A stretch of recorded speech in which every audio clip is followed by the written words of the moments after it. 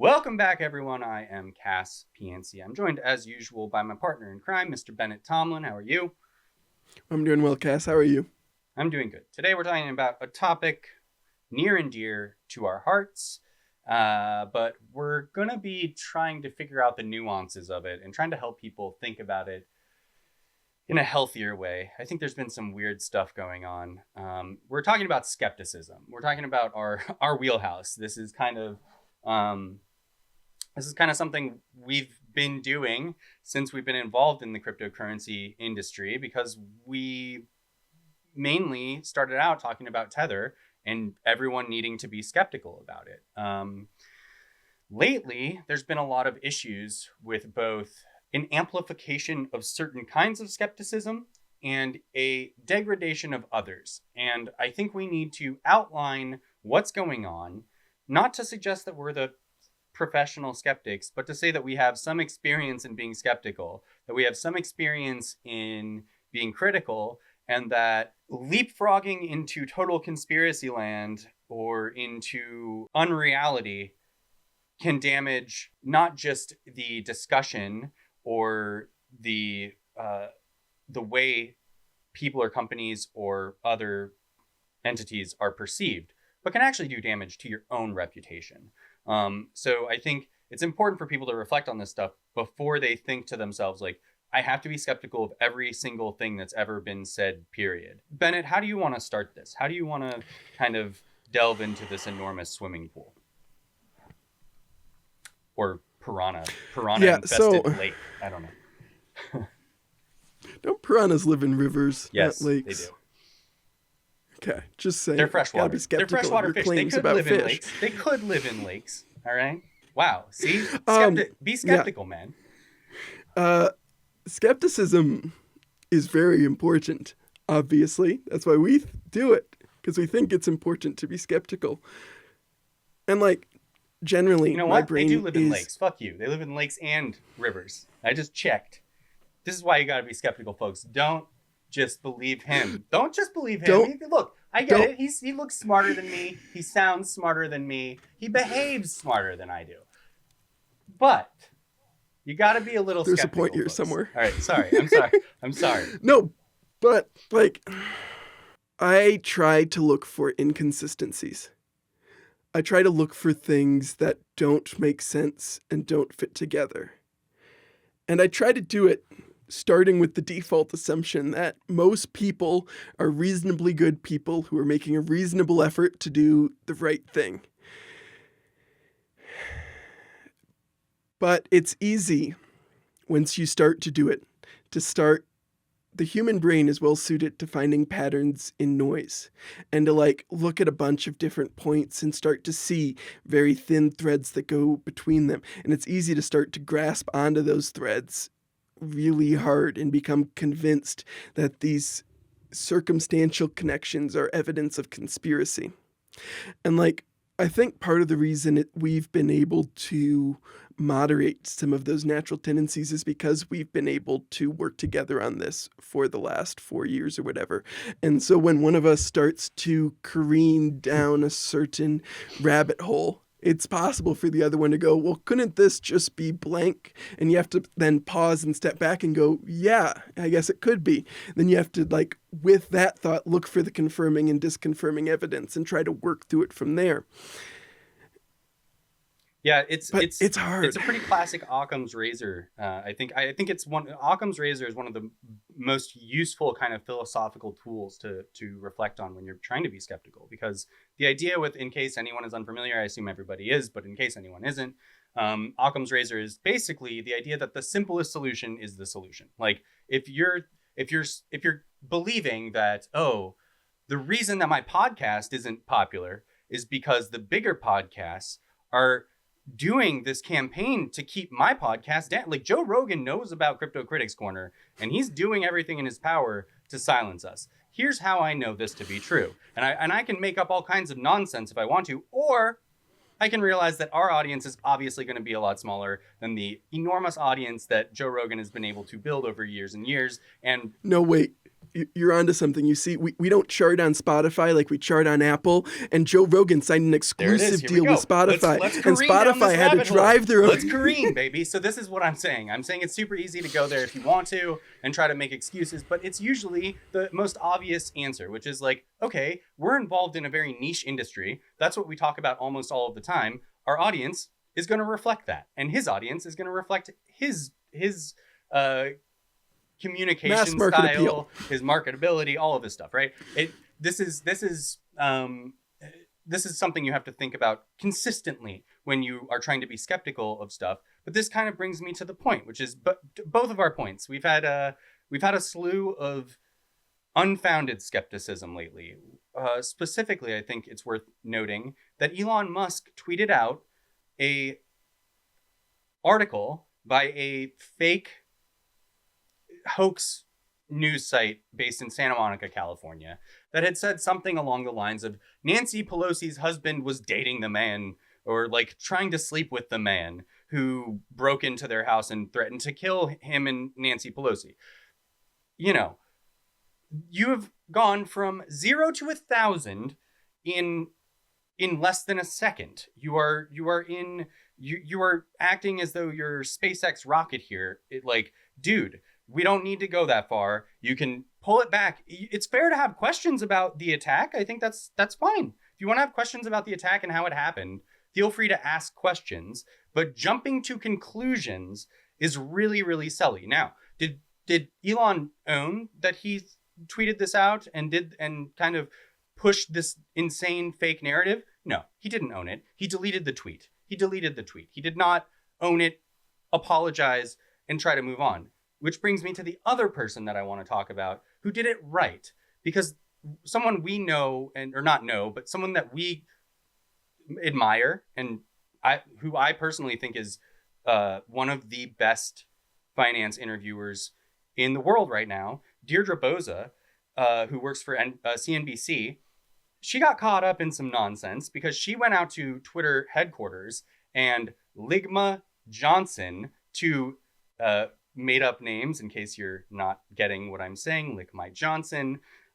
These two lads were pretending to be Twitter employees holding, Michelle Obama magazines and just being complete trolls, pretending they just got fired by Elon Musk. Lo and behold, Deirdre, along with several other media outlets, believed it and reported on it. To say she got piled on would be a euphemism. People were not just making fun of her, but just railing on her and CNBC and saying this is what's to be expected, blah, blah, blah, blah, blah, blah, blah. Thankfully, Deirdre then, about 2 or 3 days later, deleted the tweet, screen capped the tweet, and posted an apology where she said, I made a mistake. I am so sorry that I did that. You should expect better of me. I should expect better of me. And I'm going to do everything I can to not make mistakes like that again. I cannot tell you, one, that is one of the hardest things to do. It is so hard to sit upright, talk to your audience and say, look, guys, I really fucked up. I am so sorry. I hope you can still support me despite this. So first of all, that's very difficult. Bravo to her for doing it. 2, I hope to see a lot more of that. I hope that we can see a lot more journalists and media personalities who make mistakes stand up and go, I am so sorry I did that. That was really silly. Because the end result of this is the final part of this monologue I've got going on here, is that everyone embraced her apology. I have never seen as much like the industry as a whole just going, well, thank you for doing this. Thank you so much for doing this. And, you've done a lot of important work and it's okay. It's okay. We appreciate you owning it. And I don't know. That's about all you can ask for from your audience. And that's all you can ask for from the people who are giving you media, who are the content creators and the ones bringing it to you. If they make a mistake and they own it, there's very little else you can ask, because we're all going to make mistakes at some point. You and I have made mistakes. It's something that happens. And I think kind of what you're getting at here is that in all these mediums and across all these things, you have a responsibility to be responsible, to try to find the best information you can. And report it as accurately as you can. And doing that well risks sometimes making a mistake. It is not always possible to check every possible claim through to its entire possible conclusion in the time frame you have to report certain things. So it is incredibly responsible that when you fall short of being able to check certain things and you end up propagating mis and disinformation, that you then take an active effort to try to make right what you did wrong, to try to make sure that it's now as knowledgeable as possible that that information is not true and this instead is the true information, which she did an excellent job of, and many other people try to instead just leave mistakes they've made in the past, and by avoiding acknowledging them, just hope they fall out of memory. Or double down, which is the other alternative. That's the other option. And that's even worse. But there's actually a great example of this, which we've been seeing lately. And this is so sad to me, which it comes from a source that I used to enjoy very much, which is The Intercept and Glenn Greenwald, which, they're separated now. They're not the same thing. But both of these have now been having these horrendous mistakes that they don't clarify, that they double down on, that they ignore. And lately, so the Intercept did this big piece on all of this Department of Homeland Security, secret spending and stuff. And Mike Masnick, who does he work for Tech? I think he works for Tether. But I think that's right. Regardless, Mike Masnick, if you don't follow him, I highly recommend his Twitter feed is very informative. I know he's debating leaving Twitter now. I think most people are, but everyone's at least stating that they're thinking about it. I don't know how real it is. Anyway, he called out this Intercept article and basically said, none of this is secret. None of this is under the surface. It's all right there for everybody to see if they want to see it. You guys are misreporting this when in reality, there's so many other problems with the US government that you could be focusing on. Why are you doing this and making it more difficult to bring attention to the important stuff? And instead of apologizing, instead of saying oh, my bad, I should have done better work. The gentleman who, I'm not even going to name him, gentleman who posted this thing, been on Tucker Carlson and other shit. The guy who posted this was basically just arguing with Mike Masnick, not suggesting that he was going to fix the article, which they did edit the article and not post when they fixed it or why, which is, again, if you're in a media outlet, that is absolutely something you need to be doing. If you make a correction, mention it to your readers. You have to mention it. So that's the first thing. But then two, Glenn Greenwald went off on this Elon tweet pretending it was actually something to be skeptical of. People, you gotta maybe he was seeing a prostitute, maybe blah blah blah. And it's hey Glenn, I appreciate skepticism too, but now you're just fabricating stories. You're not being skeptical of the new story. You're being skeptical of the first story that you heard, and then you get this new totally fabricated nonsense, and you go, that sounds more believable. That sounds more believable. Does it sound more believable? Maybe Craig Wright got hacked, and all the hacker wanted was not to take any of the Bitcoin or any of his money or anything like that. All they wanted to do was plant forgeries that Craig would later enter as real evidence into court trials. It's the only explanation. Right.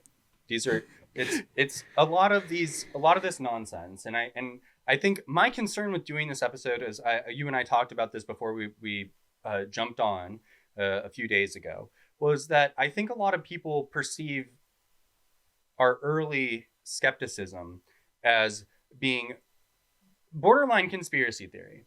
And while I think we have asked a lot of questions that maybe some of them didn't need to be asked, honestly. I think there's some questions that we didn't even need to bother asking, whereas we could have focused on the important ones. And I think one of them, for instance, being get an audit, period. I don't want to hear excuses. I don't want a 5-year timeline. I want you to get an audit now.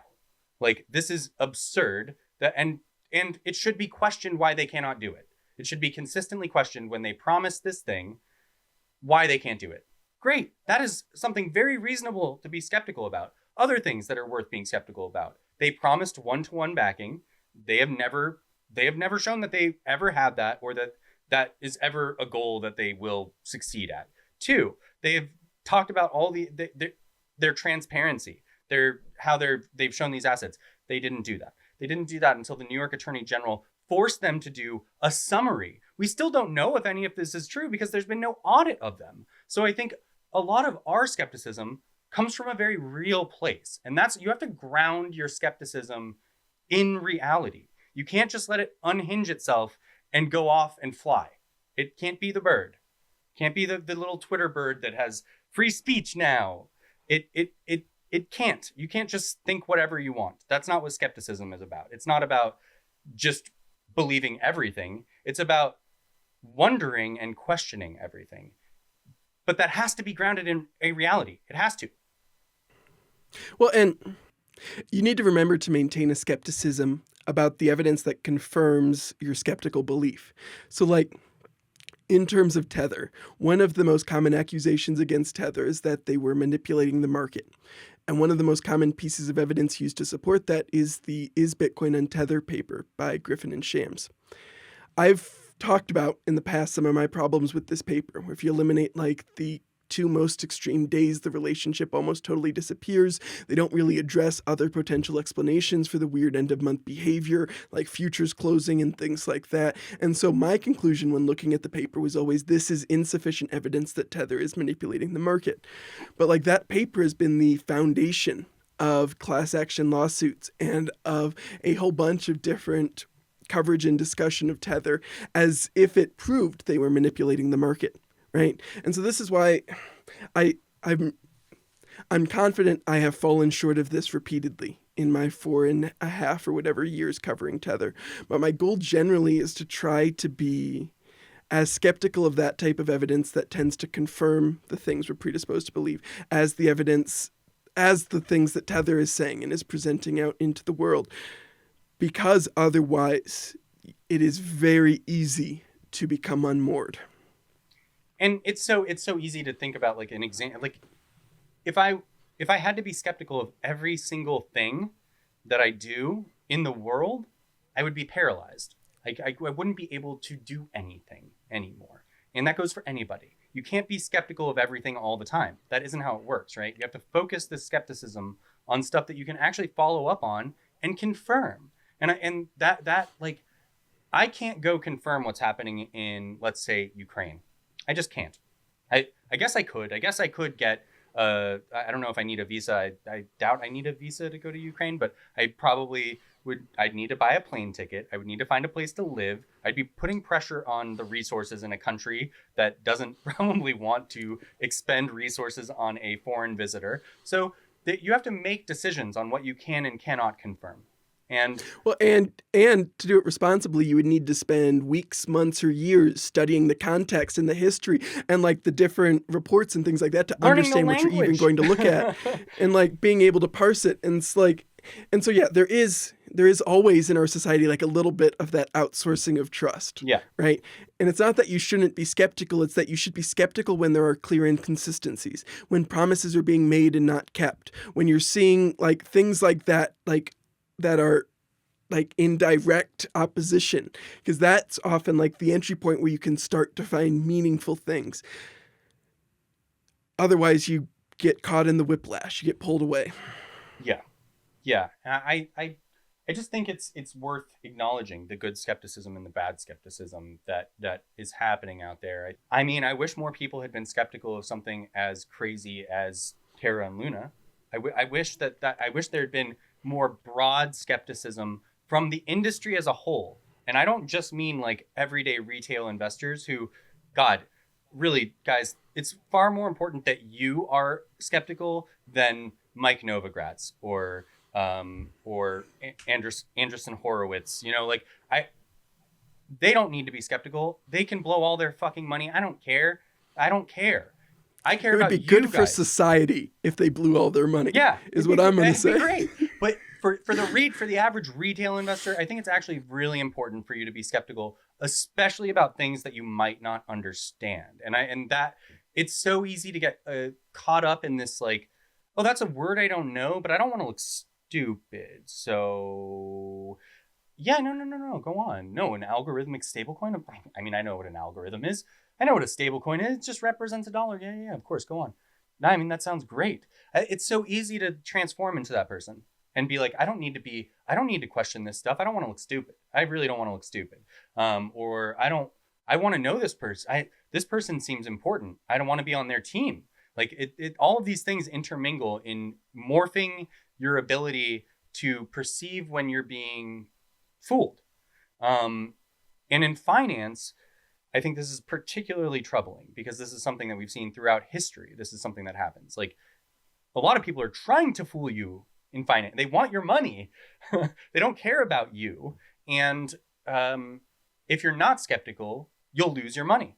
You will lose your money. It's not even a question. Like if you don't, but then there's the other side. There's the other side of that, which is if you're too skeptical of the entire system, if you're too skeptical of every single thing that is in operation today in society that keeps society going, you end up putting, let's say, all of your money in a box in your backyard and you bury it. And you are not helping yourself if you do that. You're not helping yourself. You're not investing. You're not trying to earn any kind of like interest on the money. You're bleeding out due to inflationary, like that. The dollar is inflationary. So you're bleeding out due to inflation, and you're bleeding out to extra inflation right now. And if someone ever finds out that there's a box in your backyard with a bunch of money in it, they're just going to fucking take it. So there's a lot of things that can push you way too far in one direction here. And I wish we could give people just step-by-step instructions. I don't think you can. I don't think it's possible to tell people exactly how to be skeptical. But it is a fine line, and you do have to be aware of it. You really do. You need to know when you're maybe, like you said, we have each other to kind of bounce these ideas off of.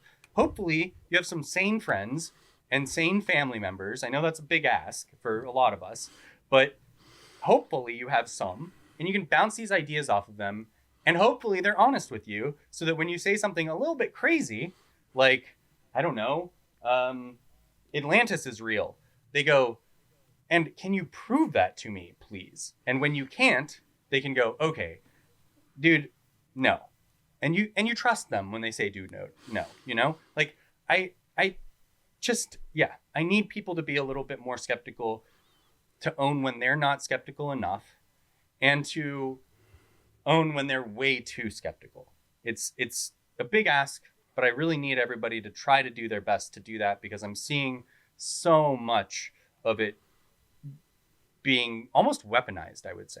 I think what you're talking about is kind of going back to like Elon Musk, right? If you flood the field with so much misinformation, you start questioning even the confession of the attacker themselves, right? Then you can make it so you can challenge any premise and you can make any conclusion true. And once you've gotten to that point, you control the information space, right? You just continue to flood it with nonsense and you avoid coherent narratives that can be responded to from being formed. Because how do you respond to someone still supporting the claim that like this attacker at the Pelosi house was these things that Elon Musk propagated? You have to like claim that the confession was false or somehow coerced, that there's some other evidence that's being held back that would somehow prove this stance, and that evidence would not just provide some small circumstantial piece, but would prove the larger overarching claim of why this individual was there and like the pre-existing relationship.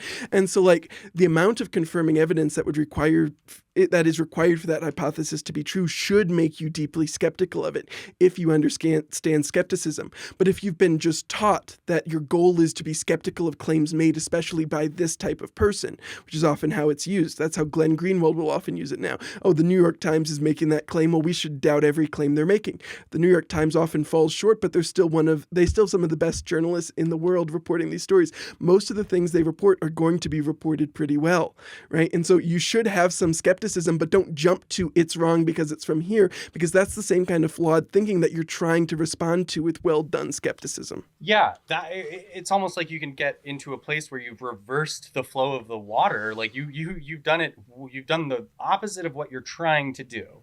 And the amount of conspiracy theories that are just utter nonsense, totally insane, off the wall, batshit crazy, the Sandy Hook nonsense that Alex Jones is going to have to pay $1 billion for now. When we've gotten to the point that people are presuming that a mass shooting is staged, you need to step back and go, maybe I'm questioning too much, because I like, it's not the world against you. I know it feels like that to all of us, but it is not the world against you. It is not everybody is doing everything to push you down.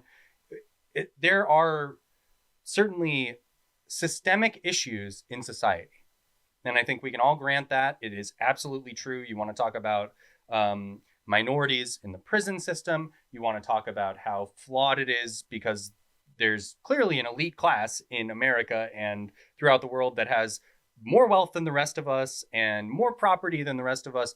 I feel free to discuss it and talk about the reasons that it exists. To be suggesting that there's a big cabal and a conspiracy and they're working to harm you is, again, getting so skeptical that you almost cannot prove your skepticism anymore. You've now created a whole new theory that would people need to be skeptical of, because it's not grounded in reality anymore. And yeah, I don't know how we help people walk this fine line, because it is a fine line, and I know we're asking for a lot. And look, we've made mistakes too. I think I recently tweeted out in response to you, I tweeted out my old article about a former friend of ours who started a Onion site, who helped me start up my Onion site, and was trying to do this thing as like he was gonna build a company around this. I got hosed for whatever it was, $125. Not much, but that money's gone. And a friend of ours, another friend of ours, got hosed for a couple $1,000s. I should have been asking more questions that whole time. I wasn't asking those questions because I trusted this person.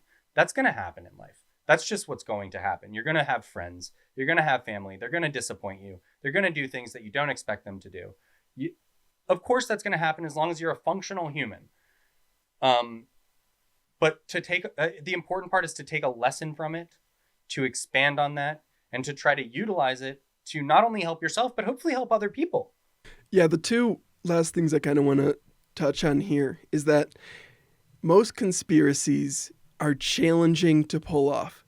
Like, when you actually start to think about the number of people who would have to be involved, the types of resources they would need access to, the logistics you would need to support all those resources, and the number of people that involves, and that many people all keeping it a secret for however long it's been operating, is generally extraordinarily unlikely.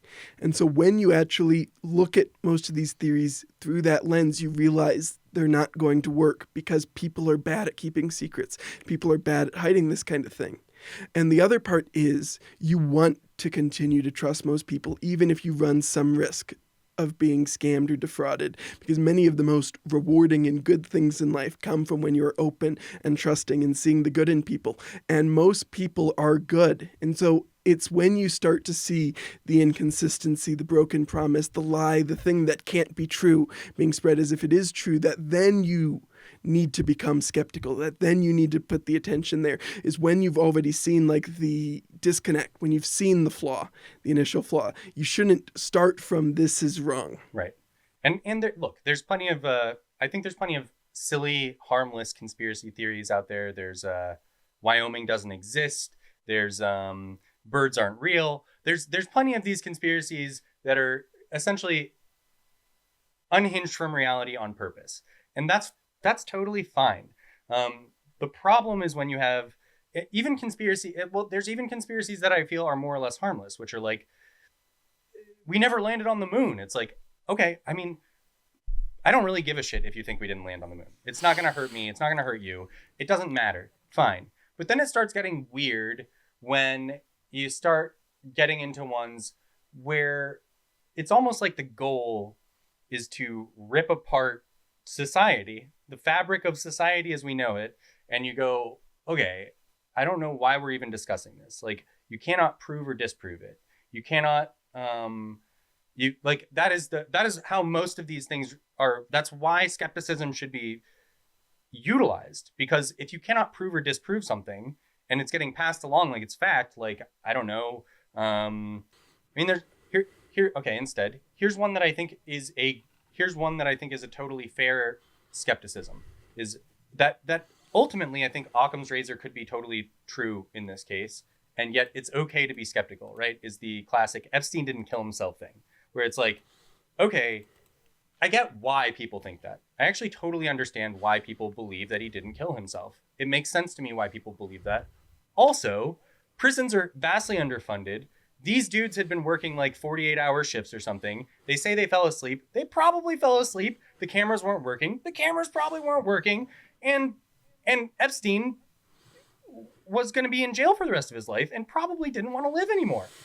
You know, all of those things can be true, and yet, right? And yet you can still be like, I don't know about that. And I get it. I totally get it. Also, it's not going to harm any of us. It's again, this is not something that is going to matter to any of us right now. It's not going to destroy society. It's not going to it's people yelling about a dead guy. I don't know. Well, an additional scrutiny on Jeffrey Epstein, his activities, and who all was involved in them is probably net good for our society. Even if some of the claim, and my guess is he did kill himself, right? My guess is he died by suicide because it's an awful prison, and prison sucks, and life sentences suck. And everyone finding out that you're a sex trafficker and talking about it for the rest of your life where you're stuck in prison is going to suck, right? And so, but yeah, you're right. It's possible. There was a lot of powerful people who knew Epstein and were really close to him. Maybe. Who knows? You made a good point with people like to talk too, where it's it works on both ends. Where one, if something is a conspiracy, for instance, we never landed on the moon. Well, I would expect that a lot of people would be talking about that then, because to film that and fake it, you would need dozens, if not hundreds of people. Some of those people are going to talk. That's just how people work. Somehow none of those people exist to tell us how this big soundstage was there that faked the moon landing. They're not there. The CIA killed them. Right. The CIA took care of all of them, but none of those people who killed them are also around to talk anymore because the FBI killed them. Look, whatever, man. I'm trying to say that people like to talk, so most conspiracies aren't real. There are some real conspiracies, though, too. Well, and some of the real ones are done out in the open, like the FBI killing Martin Luther King Jr., right? Yeah. Like they do exist. But when they do, there's often subsides. Or a criminal network working with politicians in Malta to kill a journalist, and the politician's never going to jail for it. I think it's pretty clear that politicians worked together with criminals to blow up a journalist, but they're not in prison. Okay, so there are conspiracy theories that are real. There are people who know how to keep their mouth shut, but for the most part, that is not the case. And on the other end of that, we all love to talk about nonsense. So it's really easy to start up nonsense. And I think it was Mark Twain who said, a fib will go around the world before the truth can even get its shoes on. Its boots on. Something like that, right? So the idea being basically that you can tell 1,000 lies and they're going to go around the world 1,000,000 times before anyone is like, oh, the truth is, we more live in that world than when Mark Twain was alive. Communication is instant now, so there's no chance to even try to. We've seen it 1,000,000 times on corrections and on Twitter, which this is why I think Deirdre Boza did such a good job. She deleted the original tweet, screenshotted it, and said, this is incorrect. I am sorry. That is how to handle this. It is absolutely how to handle it. It's taken me years to understand that. It's taken me years. I didn't know that's how you should deal with this stuff. But once you do know that, make sure that's what you do when you make a mistake, inevitably, because we're all going to do it. We're all going to make a mistake. We're all going to report something too early. We're all going to accidentally spread misinformation one day. We're all going to not be as skeptical as we should be when we are, or too skeptical when we shouldn't be. That's okay as long as you correct it. And I think that's the main point I want to make. Yeah, I think that's the takeaway, is that it's important the goal of skepticism is to get to the truth. And so it's important to use that as your orienting thing, is to try to understand what is actually going on. And skepticism is a tool to get at that. Skepticism itself is not it is not disbelieving all of the evidence until you've warped yourself into whatever position fits your feelings, which is what it can sometimes end up being. It's all in the pursuit of actual understanding. Right. So now that we've acknowledged that we're all in a simulation and none of this is real, please make sure to hit that like and subscribe and review button, because man, even though this is a simulation and it's not real, I just need that dopamine hit. Please help me live my best fake existence. The dopamine gives the aliens who keep our bodies as batteries more power. Xenu.